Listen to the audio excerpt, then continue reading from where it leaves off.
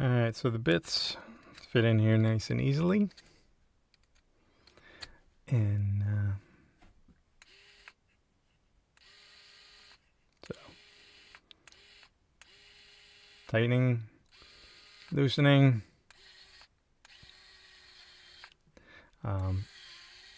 And pretty good torque on there because, I mean, you can hear it working hard as I'm resisting.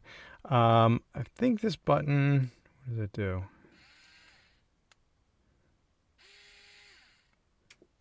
Not quite sure. I don't see any type of power indicator on this.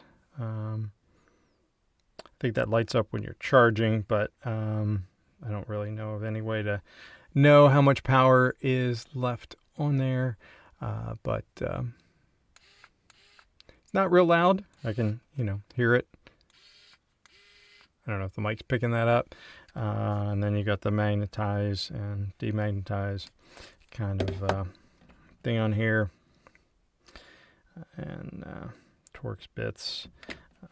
Would have loved to have seen a few more hex in here because I use those for the 3D printers, but I have other hex bits I can throw in there. Shouldn't be a big deal, but would have been great to have them all in the one kit here together. So there's actually space over here. I could probably take this out because goodness knows I have plenty of those somewhere else. I could probably put some other spare hex bits in there, something like that.